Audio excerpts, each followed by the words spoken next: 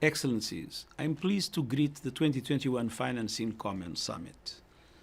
With your reach from the global to the local, public development banks are critical partners as we seek to recover better from the pandemic.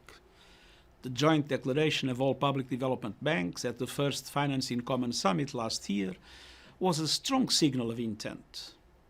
Today, I call on you to turn that vision into concrete and time-bound targets and plans to align your operations and policies with the 2030 Agenda and keep the 1.5 degrees goal within reach. We must fully integrate a forward-looking and preventive lens in our work and bolster resilience to future shocks. We must reach universal social protection by 2030, ensure macroeconomic and labor policies work in tandem to support a just transition, and heavily invest in job creation and reskilling programs that expand opportunities for women and better prepare young people. Your support for the Global Accelerator for Jobs and Social Protection is essential to help ensure a more even recovery and achieve the Sustainable Development Goals. You spearheaded the green bond market. Now it's the time to do more to green the balance sheet.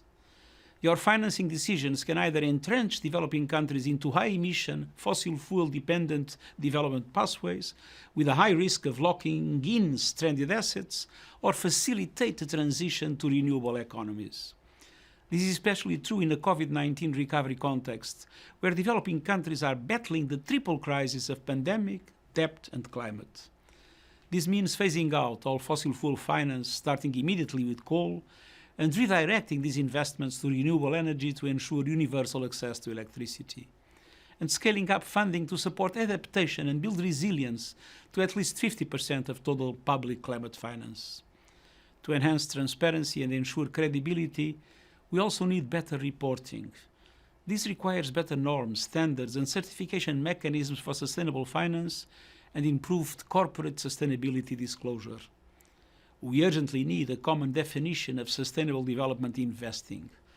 I also urge you to make climate risk disclosures mandatory in line with the recommendations of the Task Force on Climate-Related Finance Disclosures.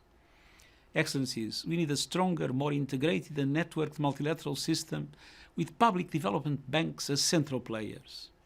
I count on you to advance this integration by deepening the cooperation between multilateral and national development banks and encouraging the private sector to mobilize finance for climate action and sustainable development.